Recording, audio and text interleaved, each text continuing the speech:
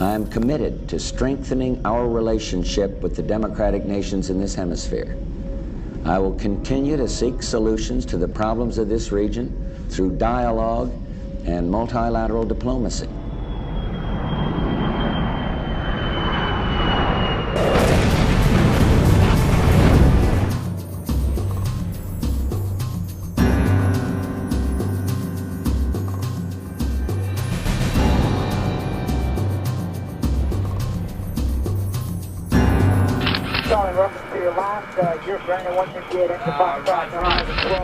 The people of the United States seek only to support them in pursuit of these noble goals.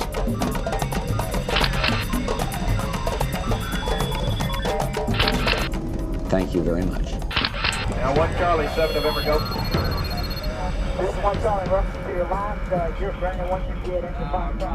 Durante medio siglo, el mundo se vio envuelto en la Guerra Fría, término con el que se conoció el enfrentamiento entre dos grandes potencias, la Unión Soviética y los Estados Unidos.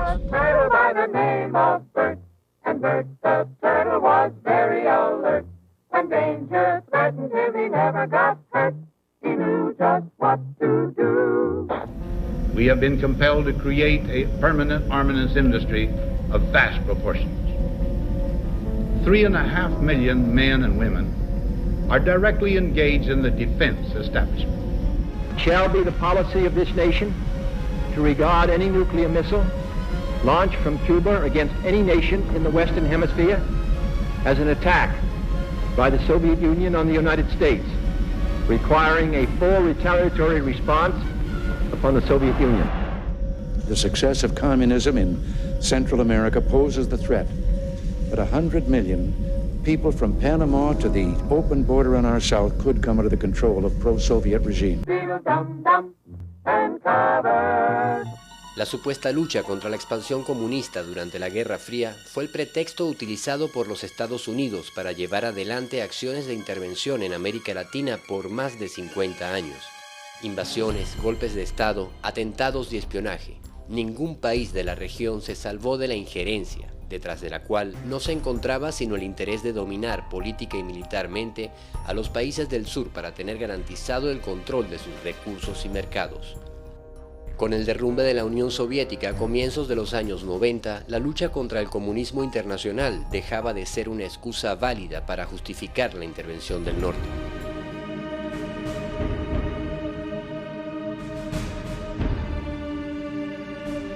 La misión de la CIA y el Pentágono alrededor del mundo perdía su razón de ser al desvanecerse el fantasma del comunismo.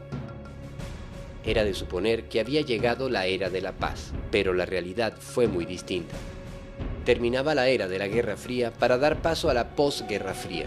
Washington echaría mano de un variado menú de motivos para seguir justificando su intervencionismo. La guerra por dominar el mundo debía continuar. Una injerencia que en los años 90 redefinió estrategias combinando la acción militar directa con la más refinada intervención económica y financiera.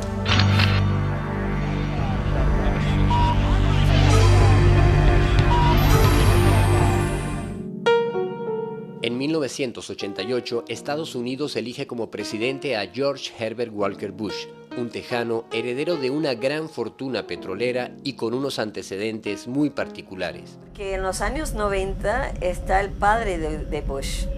El padre de Bush antes era el director de la CIA.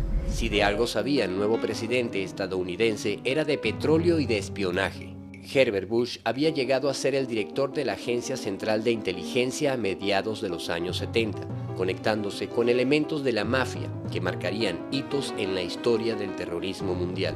Él tenía conocimientos y relaciones muy de cerca con gente como Orlando Bosch, con Posada Carriles, incluso en la época en cual él fue jefe de la CIA, es cuando se hizo uno de los actos tan horribles dentro de los Estados Unidos, que era el asesinato de Orlando Letelier.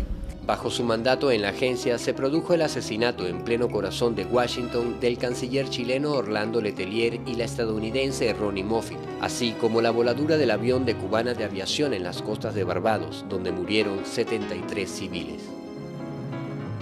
Una de las primeras medidas del nuevo presidente estadounidense fue la de indultar al terrorista Orlando Bush implicado en esos crímenes, quien se encontraba preso por haber disparado un bazooka contra un barco en pleno puerto de Miami. Este indulto sorprendió a muchos, pero no a la mafia cubanoamericana que gobernaba el estado de la Florida y se mantenía muy unida en compromisos y negocios con la dinastía de la familia Bush.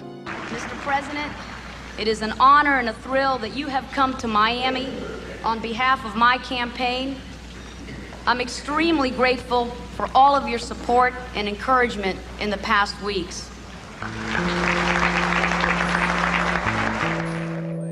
Al antiguo director de la CIA, ahora al frente de la Casa Blanca, le tocaba entrar a dirigir el imperio en lo que se suponía era el ocaso de la Guerra Fría y el comienzo de una etapa de paz. Pero sus acciones contra los movimientos de liberación en Centroamérica no se hicieron esperar. La política militar fue la continuidad de la que traía Reagan. Seguir apoyando al ejército con asesores y con armas. El ejército de El Salvador tenía 50 asesores de Estados Unidos. La ayuda militar y económica llegó a superar el presupuesto nacional. En ese periodo era solución militar y apoyo al ejército. A 6 meses del nombramiento de Bush como presidente, se produce en la República de El Salvador una de las masacres más sonadas de la historia centroamericana, el asesinato de 6 jesuitas a manos de exalumnos de la Escuela de las Américas. Y la decisión de asesinar a los jesuitas la tomó el alto mando. Fueron enjuiciados 14 militares y apresados. El ejército asumió el asesinato. Para buena parte de la opinión pública mundial, estaba claro desde dónde se movían los hilos de aquel hecho que se sumaba a las masacres contra civiles que durante 12 años se venían ejecutando con financiamiento estadounidense en la República de El Salvador. The question is, why are we supporting El Salvador? No, the question was, why are we killing priests in El Salvador? The answer is we're not. Now you be quiet. President Cristiani is trying to do a job for democracy, and the left-wing guerrillas must not take over El Salvador. Estados Unidos tenía el control realmente del ejército. Estados Unidos entrenaba a los militares allá, y no solo a los militares de bajo rango, sino que los generales. El general Vargas, que era el subjefe del Estado Mayor, tuvo participación en la Escuela de las Américas, recibió cursos. Uno de los autores de aquella masacre huyó de la justicia escondiéndose en el lugar que consideraba el mejor refugio para asesinos de su calaña, los Estados Unidos. La agencia y el Pentágono se lavaron las manos durante años con ese caso, aplicando uno de los recursos más utilizados por la injerencia, la negación plausible. One of the things that all spy agencies are concerned with, and the United States has more than one, is called plausible deniability. In other words, so that if somebody is caught or something is exposed, there is a way to deny that the agency had a role. Name of God, stop the repression in El Salvador! Look at this guy. Look at this fella. What's your position? Stop the repression in El Salvador! Our tax dollars are killing priests! El mismo año en que asesinan a los sacerdotes jesuitas en El Salvador, otro lugar de Centroamérica sentiría la escalada de la injerencia del norte, Panamá. El vecino del norte debe ir disminuyendo tanto tropa como equipos hasta que el 31 de diciembre de 1999 salga el último soldado estadounidense del Canal de Panamá y nuestro país asuma de una manera total la plena jurisdicción sobre la franja canalera. Pocos países del mundo han sentido la injerencia norteña por tanto tiempo como Panamá. El canal de navegación que une el Atlántico con el Pacífico es una de las principales rutas comerciales del mundo. Desde su construcción, Estados Unidos administraba el canal como suyo, sin importar que estuviese en territorio de otro país. La zona del canal es territorio soberano estadounidense, al igual que Alaska y los estados creados por la compra de Luisiana. Lo compramos y el general Torrijos debe entender que nos vamos a quedar con él. Alrededor de 12 bases militares norteamericanas instaladas en suelo panameño dominaban el país a su antojo.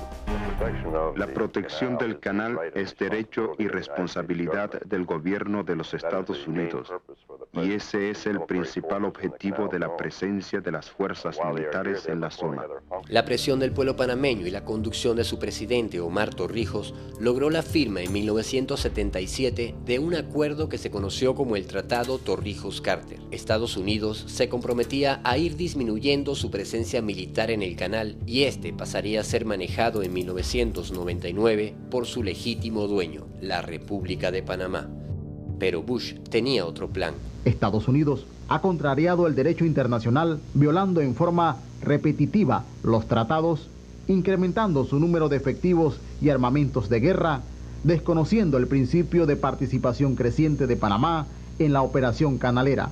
Las conversaciones con Japón para mejorar el canal, la negativa a invadir Nicaragua en los años 80 y sobre todo la resistencia del norte a perder su control sobre el canal fueron los principales motivos de Washington para decidirse a derrocar al gobierno panameño. La agencia comienza una guerra de desestabilización. Instalan clandestinamente 7 transmisores de radio en Panamá. El jefe de la operación fue el agente Kurt Musa. La radio de la agencia fue bautizada como la Voz de la Libertad. Una fuerza de tarea integrada por los jefes militares del Comando Sur, el asesor William Bromfield y el experto en intervención John Maestro se dedican a preparar lo que sería la primera invasión militar de la posguerra fría, planificada y dirigida por el tejano petrolero que ocupaba la Casa Blanca. Los gobiernos estadounidenses, a través de sus soldados acantonados en territorio panameño, han hostigado, amenazado, provocado, agredido tanto al pueblo panameño como a su gobierno y a sus fuerzas de defensa. A partir de junio, las tropas estadounidenses acantonadas en la zona del canal incrementan el número de efectivos y comienzan una serie de maniobras en franca provocación a los panameños. Había que encender los ánimos y encontrar alguna excusa válida para la invasión. 1 de julio de 1989, aproximadamente 60 infantes de marina con 6 tanquetas Mowak en actitudes arrogantes e intimidatorias transitaron desafiantes frente al cuartel de la Guardia Forestal de Panamá. 2 de julio, el mismo contingente ocupó militarmente las instalaciones de la planta potabilizadora que abastece de agua al 80% de la población de la capital. 8 de julio, la soldadesca extranjera apostó tanquetas artilladas apuntando sus armas de guerra hacia nuestros soldados e instalaciones militares. 21 de julio, un contingente del Ejército Sur protagonizó en el área de Amador un ejercicio de evacuación de personal civil norteamericano. 22 de julio, aviones de combate con misiles aire-tierra volaron a baja altura sobre áreas residenciales y población civil. 22 de julio, se tomaron el Hospital Gorgas, propiedad de la República de Panamá, bloqueando las vías de acceso. 25 de julio, Gamboa, población bajo control y jurisdicción de la República de Panamá, fue motivo de agresión y de hostigamiento por un contingente militar armado del ejército de los Estados Unidos. 4 de agosto, el área de Amador fue el motivo del desplazamiento de un contingente militar estadounidense combinado con demostraciones aéreas, poniendo en peligro la seguridad de los vuelos de aeronaves civiles y militares nacionales e internacionales. 4 de agosto. Vehículos blindados artillados cruzaron la carretera panamericana a la altura de Arraiján, intimidando y sembrando el pánico a su paso por las comunidades y áreas residenciales civiles de control y jurisdicción de la República de Panamá. Y es una irresponsabilidad grandísima, y más volar en un área que es territorio panameño y área de esparcimiento para los panameños. La prepotencia de las tropas norteamericanas quedó una vez más en evidencia esta tarde cuando periodistas panameños e internacionales fueron obstaculizados en su labor por parte de la prepotencia y la acción directa contra oficiales y miembros de estas fuerzas panameñas del orden público, así como autoridades civiles, alcalde, representante de corregimiento, corregidor y otras que fueron vejados, humillados, desarmados. A los periodistas, después de ofenderlos, les decomisaron su material y equipo fílmico. Este desgraciado le acaba de decir. No es para tanto, no es para tanto. Pero él le acaba de decir que si yo voy a mover el vehículo, él va a disparar. No se mueve. Esta es tierra panameña y yo soy el representante de este corregimiento, pedazo de idiota. Por favor, mire. Bueno, él tiene que respetarme a mí para que yo lo respete a él. General Noriega's reckless threats and attacks upon Americans in Panama created an imminent danger to the 35,000 American citizens in Panama. As president, I have no higher obligation than to safeguard the lives of American citizens. Entonces ellos han bloqueado aquí con pretexto de que problema de seguridad, ¿qué seguridad si el pueblo panameño nunca lo ha amenazado a ellos? Ellos son los que están amenazando, ellos son los que cargaron sus armas contra nosotros. Pero tengan la plena seguridad que la próxima también, el mismo pueblo, nosotros los panameños, los civiles, vamos a defender esto. Tengan la plena seguridad. Pero la única justificación que encontró la Casa Blanca era la detención de Noriega por tratarse, según Bush, de un peligroso narcotraficante. Many attempts have been made to resolve this crisis through diplomacy and negotiations. All were rejected by the dictator of Panama, General Manuel Noriega, an indicted drug trafficker. Irónicamente, aquella invasión sin causa fue bautizada como Operación Justa Causa. El gobierno de Estados Unidos lanza contra Panamá 24.000 efectivos militares en un despliegue nunca antes visto en la región. El 20 de diciembre de 1989 comienzan los bombardeos.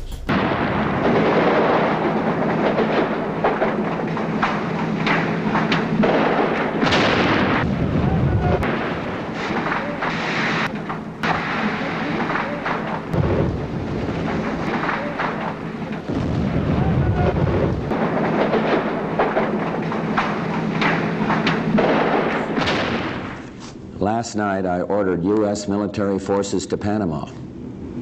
No president takes such action lightly. This morning, I want to tell you what I did and why I did it. Las exiguas tropas panameñas resistieron como pudieron al invasor, pero ante la supremacía numérica y el despliegue tecnológico no les quedó ninguna oportunidad de victoria a los patriotas.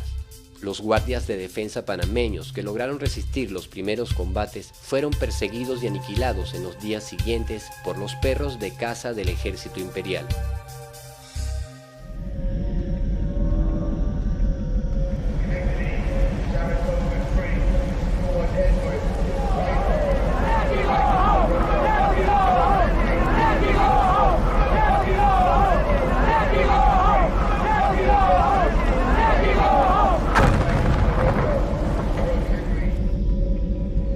The goals of the United States have been to safeguard the lives of Americans, to defend democracy in Panama, to combat drug trafficking, and to protect the integrity of the Panama Canal Treaty.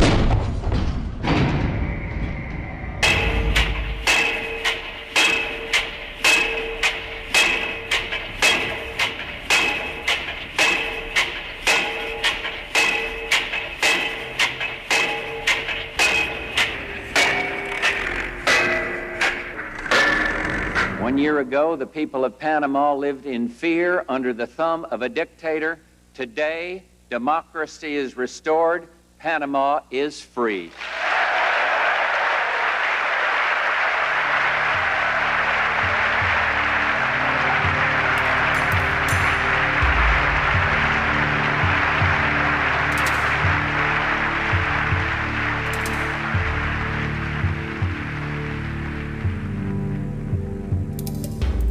En Panamá se aplicó por primera vez el concepto de la soberanía limitada de los estados, prohibiéndole tener una fuerza armada propia. Y como Panamá no tendría fuerza armada propia, el gobierno de Estados Unidos les haría el favor de cuidar el canal. People of Panama lived in fear. Today, democracy is restored. Panama is free. Panama is free. Panama is free.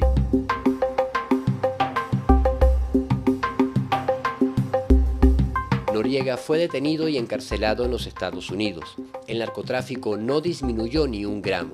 Los estadounidenses vieron irse sus impuestos en una invasión inexplicable, mientras la industria armamentista del norte se llenaba los bolsillos a costa de la sangre de los panameños. La injerencia del norte se había anotado otra victoria, ganándose la condena de los pueblos del mundo. Con la invasión a Panamá, Bush ponía en práctica el concepto de guerra preventiva y ejercitaba su tropa imperial para el golpe que un año más tarde daría contra Irak. El presidente Bush le anunciaba al mundo en su primer año de gobierno que efectivamente había comenzado una nueva era, pero que esta no iba a ser una era de paz. En los años 90, después de la caída de la Unión Soviética, nosotros en los Estados Unidos nos habían prometido una época tranquila después de la Guerra Fría, y que las relaciones se ponía que iban a ser más tranquilos con nuestros vecinos. Pero luego nos dimos cuenta que había otra guerra y